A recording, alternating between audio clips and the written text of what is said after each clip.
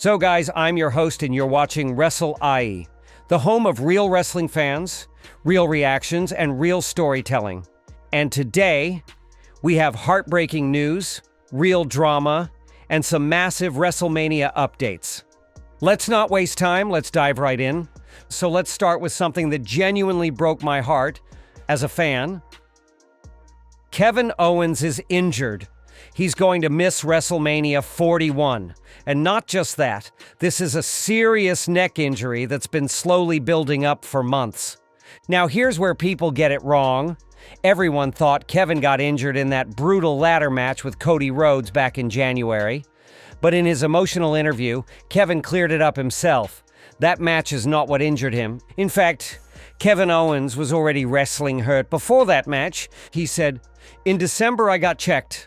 I felt fine, doctors said I was good, so I continued to wrestle. But during one random match in January, and Kevin didn't name it, he felt something was off. Neck stiffness, maybe tingling, something that didn't feel right. He continued competing. Why? Because Kevin Owens is a fighter. He's the type of guy who puts the company before himself, who puts on a show no matter what. But that same loyalty cost him now. The injury got worse. This week, when Kevin went for another scan, the doctors finally said, "You need surgery, immediately." That's when Kevin realized, WrestleMania 41 is gone. Imagine this, guys. Working so hard the whole year, finally getting to WrestleMania season, and then being told, "You're not cleared." This is a guy who headlined WrestleMania with Stone Cold Steve Austin. And now he's sitting out completely. It hurts. But what made it even worse? The news was leaked before Kevin could tell the fans himself. Yes, you heard that right. Kevin Owens literally said, "I wanted to break the news myself on Smackdown, but someone from the office, who wasn't even supposed to know, leaked it to the dirt sheets." He woke up and saw the internet flooded with Kevin Owens injured headlines. He said it made him angry. And honestly, he has every right to be. Wrestling is real, it's emotional, and when moments like this are stolen from the superstars, it's not just unprofessional, it's disrespectful, and then, as if things couldn't get worse. On Smackdown when Kevin Owens was walking backstage, clearly emotional, maybe even in pain, and a fan from the crowd shouted something absolutely disgusting. "You're still shit!" Like what? Are you kidding me? Kevin stopped, looked back, and said, "Say that again." He didn't even scream. He just looked hurt, and it was such a human moment, man. These are the things that remind us these wrestlers are people first. He's injured, he's off WrestleMania, and this is what he hears? That's not heat. That's just trash behavior. Now let's talk about what happened after SmackDown that most people didn't even see on TV. A clip was posted by WWE, and shout out to Sam, who sent me the full angle. It shows Roman Reigns sitting down, breathing heavy, holding his head like he just lost everything. Paul Heyman is standing nearby. CM Punk is in the ring doing his go-to-sleep taunt. The camera slowly zooms in on Roman, and you can literally see the panic in his eyes. Roman is realizing he's alone. Roman has been through it all. Betrayal from Seth Rollins, betrayal from The Shield, from the Usos, from Solo Sikoa. And now again, Paul Heyman may be slipping away too. This isn't just a storyline anymore. It's Shakespeare in wrestling form. And Roman's character is on the edge of a breakdown. Watch this space closely. I think Paul Heyman's betrayal is coming. And it might happen at WrestleMania. All right, next up, let's talk about Chris Jericho. Now this is huge. Jericho has said he's open to returning to WWE depending on the situation. In a recent interview, he said, "You'd be crazy not to consider a return.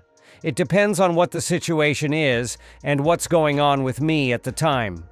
He straight up said that if AEW didn't exist, he probably would have returned to WWE already. So this isn't a no, it's more like a maybe soon.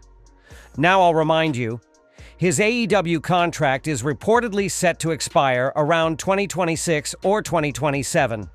And many veterans have said it before, Jericho is a smart guy. As soon as his deal ends, don't be surprised if he shows up in WWE for one final run. I know he's not the most over guy in AEW right now, but WWE has this magic, right? The same guy who looks stale in AEW can suddenly become a legend in WWE again. I fully believe we'll see Jericho back. Maybe not tomorrow, but eventually. Next, let's talk about Charlotte Flair and Tiffany Stratton, because their Smackdown segment has officially become one of the most controversial promos on the road to WrestleMania. Now, I'm not gonna lie, I absolutely loved it. Why? Because it brought real tension, actual hype, and maybe even unscripted fire that we rarely get to see in today's WWE. So here's what happened. Both Charlotte and Tiffany reportedly went off script during their promo. And trust me, this wasn't just a playful jab. Things got real personal, real quick. I told you guys yesterday that some lines weren't planned, but now we've got new details. According to Wrestling Observer's Dave Meltzer, a source close to Tiffany claims Charlotte went off script first. Tiffany only responded and tried to defuse things by rolling out of the ring, which was apparently a defense mechanism to stop things from escalating. But the drama didn't end there. Backstage sources are saying that WWE higher-ups were not happy with this segment at all. In their eyes, neither woman benefited from it.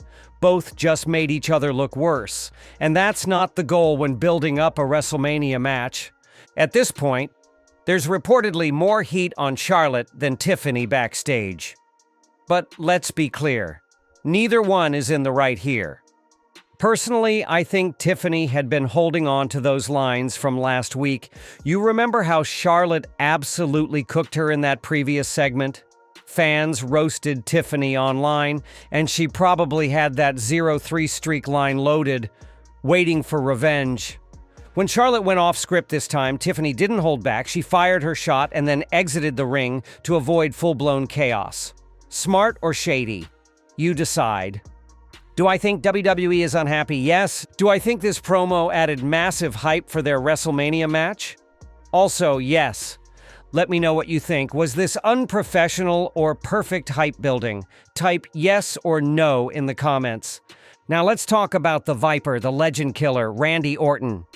He was supposed to face Kevin Owens at WrestleMania.